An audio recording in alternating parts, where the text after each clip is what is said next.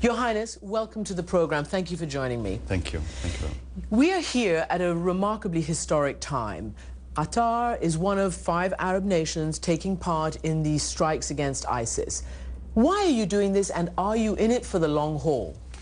Well, we're in it because we believe that this is a dangerous, dangerous movements happening in around our region, and we're going to stay in it as you said, for unfortunately it looks like we're going to stay for a while. Everybody, not only Qatar.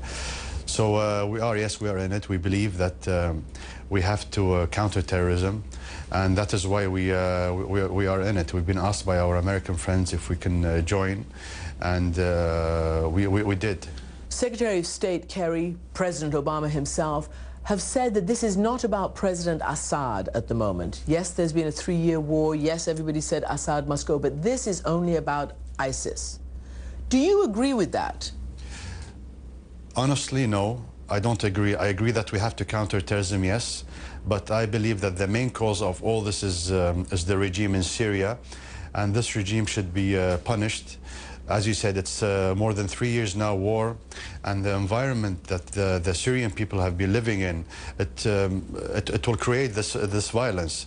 And we've been saying that from day one, that if we don't stop the bloodshed in Syria, and we don't stop Bashar committing genocide on his own people, this is where we're going to reach. Unfortunately, we are in a situation now that the Syrian people who demanded for their freedom are between a regime, brutal regime, and terrorist acts. So I think it's a whole thing that has to be solved.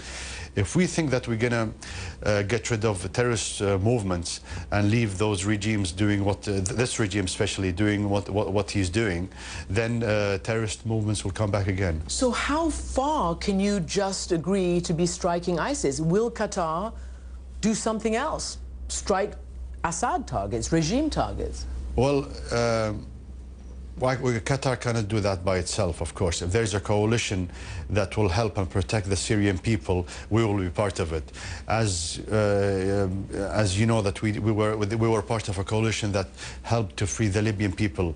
So we will be part of it because we believe that the main, what caused all this chaos is the Syrian regime. But it won't derail you? No, it won't. It won't. Terrorism is something that it's not acceptable in our culture and our religion, so it will not stop us. You mentioned you're also in this to stop the funding of the terrorist groups. As you know, this is something that President Obama, in fact, all world leaders are saying the only thing that's really going to stop it is the funding. Qatar has been blamed, criticized over the years for either funding or allowing sympathetic sheikhs, mullahs, sympathetic rich people to fund these movements. Well, we have to see the difference between movements. I know that in America and some countries they look at some movements as terrorist movements. In our part of the region we don't. But if you're talking about certain movements, especially in Syria and in Iraq, we all consider them terrorist movement, and we don't accept any fund for those, and we don't accept anybody funding those groups. Will you stop them? The people who go to the mosques and whip people up and say we've got to, you know, help jihad? We have a strong law against funding terrorist groups, but as I said, there's differences between some countries of who are the terrorists and who are the maybe Islamist groups, but we don't consider them as terrorists. Such as?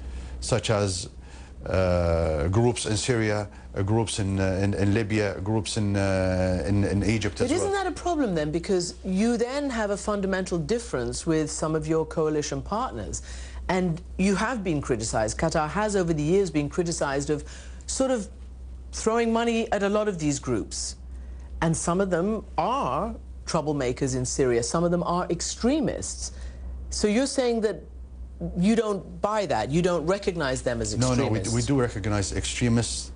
We believe that they're extremists. We believe that they're extremists, and we don't fund extremists. But there are differences. There are differences that some countries and some people, that any group which comes from Islamic background are terrorists, and we don't accept that. And all this is because of political difference. We don't accept that. But people, especially in Syria and Iraq and other Arab countries, who don't believe in the freedom of speech, who don't believe that they have to live with others and accept others, and also also accept the choice of the people, their own people. Those are the people that we don't fund. Other than that, I believe that we will make a big mistake for any Islamic movement that we have differences, ideology differences with them. I'm talking about some countries to consider them extremists. I think this is a big mistake. It's in danger. Other than that, extremists are well known. Terrorist groups are well known, and we know them. Everybody knows them. So let me ask you specifically then, because this is obviously key to all of this. Some of the Arab coalition partners taking part with you have had differences with you over, for instance, the Muslim Brotherhood. You supported the Muslim Brotherhood in Egypt. Now they're out. You housed them, a lot of them, once they were flushed out. And also Hamas. Obviously, the United States believes, and Israel and many other nations, that that is a terrorist organization. You don't. So does that mean you keep funding them? Going back to the first point that you mentioned, that we had differences with with some of our brother neighboring countries. It is true, yes, we had differences. There was a confusion in the beginning of the Arab Spring, and for everybody, especially in our region, because it happens in our neighbors, in our neighboring countries. Everybody took a different step, foreign policy. We took our foreign policy, which we believe was right at that moment, that we helped and we stood by the Arab people who demanded for their dignity and for freedom.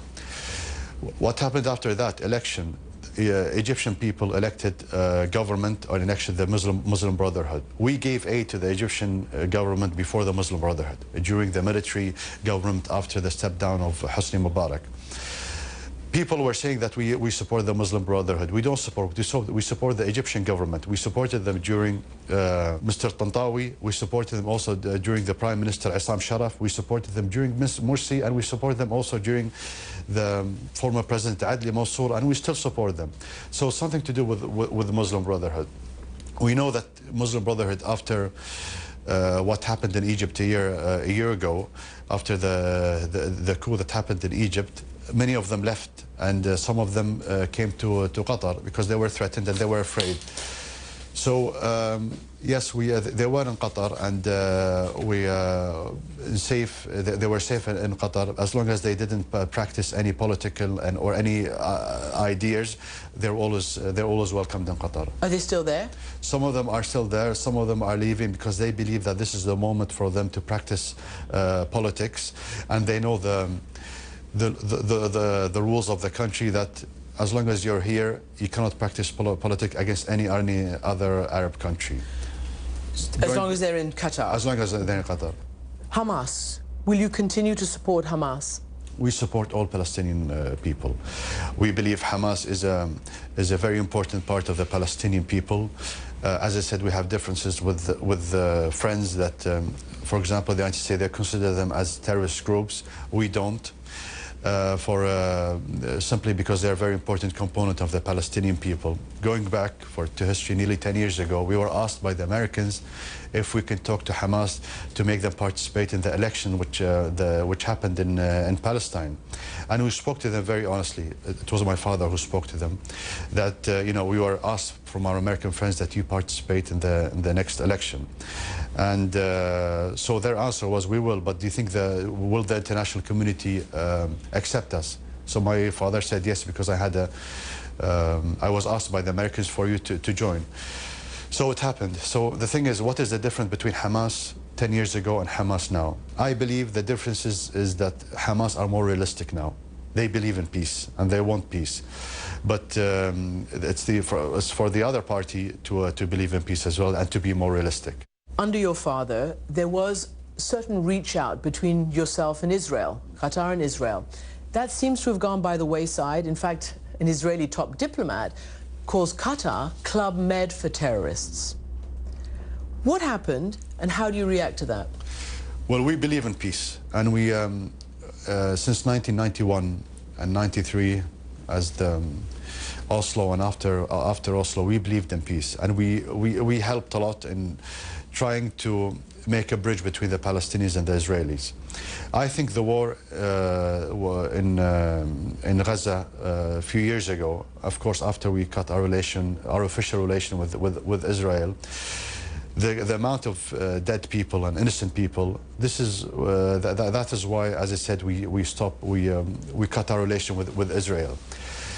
But in the same hand, we believe that the only way to get out of it is to have peace between the Israelis and the Palestinians, because we believe in peace, and this is the only way that we should all work together to put pressure on both sides to reach the peace solution. Could you imagine restarting such a relationship? I mean, it was an important relationship with an Arab nation. It was an important relationship. We can't start the relation. It's not will we or not. I don't think we have a problem in starting the relation with the Israeli, as long as they are serious in making peace and providing and protecting the Palestinian people.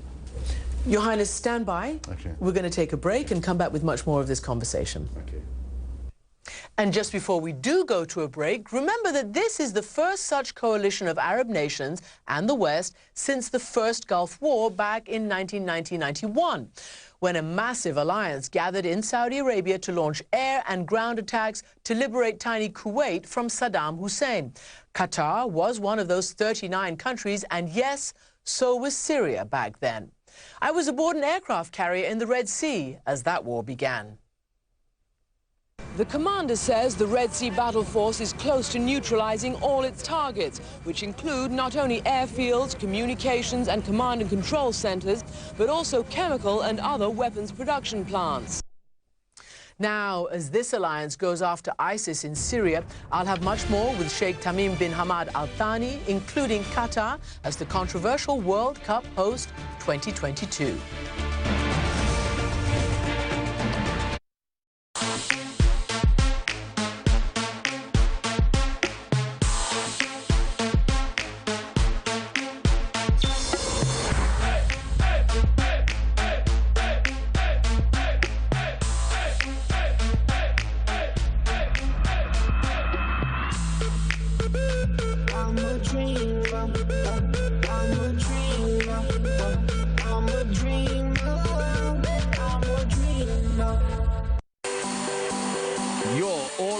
Pass to fashion season. The icons, the powerhouses, the multi-billion-dollar business. Go beyond the catwalk at Paris Fashion Week. Join us in one of the most fashionable places in the world.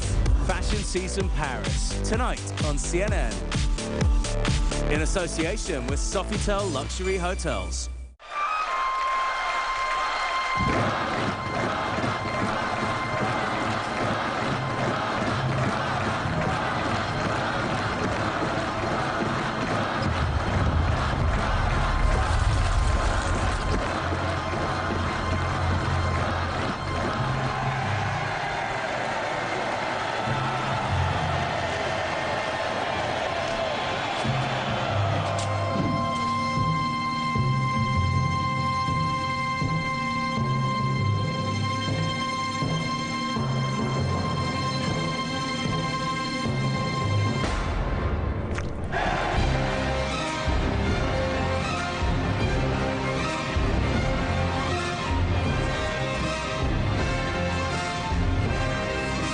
Surround yourself with the world's first cinematically curved UHD TV from Samsung.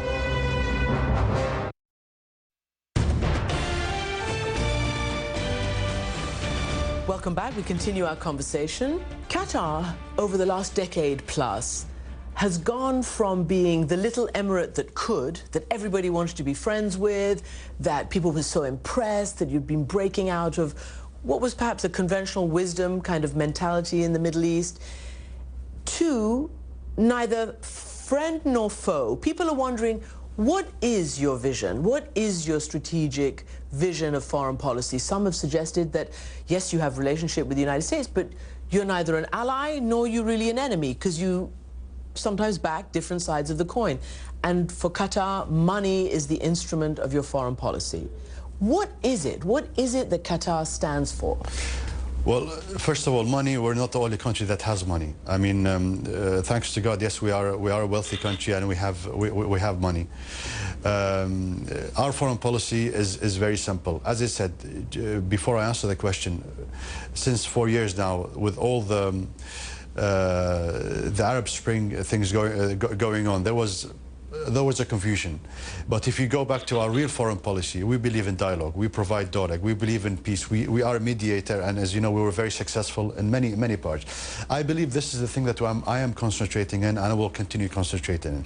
I'm not in a camp against another camp. I have my own way. Our country has own way of foreign policy, own way of thinking, and I think people should respect that.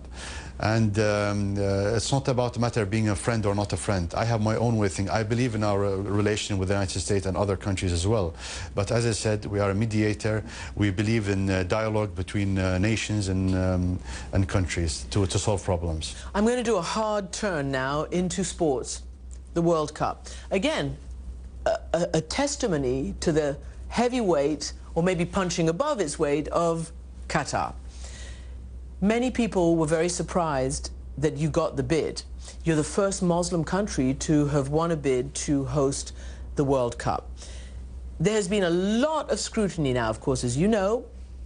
Human rights groups, for instance, have been very upset by the death of many migrant workers, 1,000 plus to this date, and maybe many more by the time the stadiums are finished. Is this what Qatar wants to be known for? Is there something that you can do right now to enforce the rights and the laws that you've enacted, to enforce the application of these laws so that migrant workers have safety and dignity?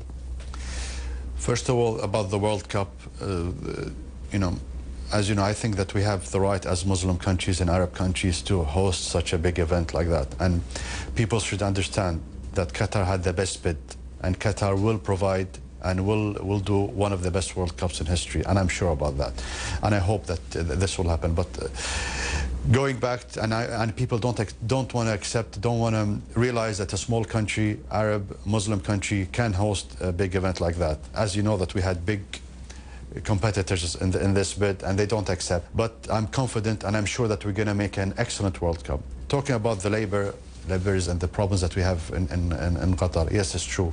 We had problems. We're solving the problems. We're enforcing the laws. It's not acceptable. I don't accept personally to see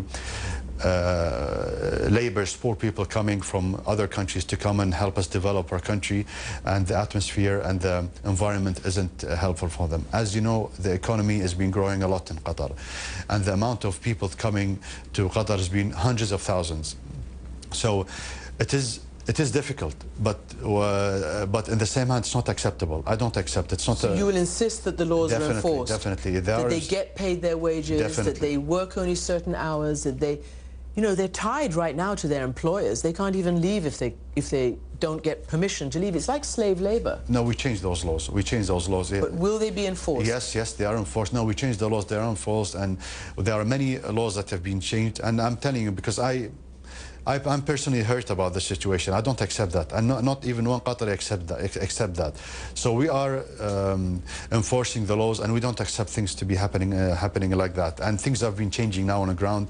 But as you said, that all the media is concentrating in Qatar due to the World Cup, due to the role of Qatar in many things, and we accept that. But I want them to say to show what is Qatar as well. If we have problems, I don't mind them talking about problems, but also they need to talk about other things, about those laws that we did. And just one last question on the World Cup, because everybody's fascinated by it, sports fans all over the world. There has been a controversy because Qatar is so hot in the summer.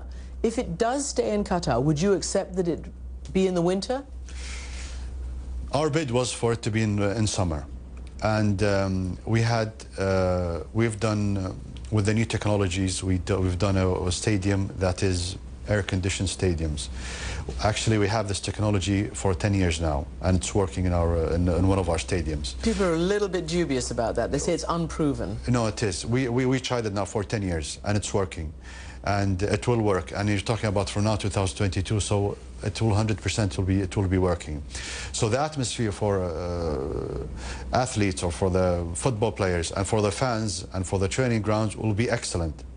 And we've tried this, and fan zones as well will be excellent. We tried it in the last World Cup. There were fan zones around Qatar, and there were thousands attending. It was an open air, but it was air conditioned. So, no, for the heat, there won't be any problem. So would you accept that it be in the winter? I just say because FIFA, the medical community, others. I agree with you. For me, I will accept if to choose the best time for the atmosphere, but I think our bid was for the winter. At the end, summer. For the summer. At the end, it's up to the FIFA to decide when is the best time. But for us, we're ready for both because we need this technology. As you know, our summer is quite long, so we will need this technology to play more matches and for our league and also for international games. So we will need this technology, whether it's going to be in the winter or the summer.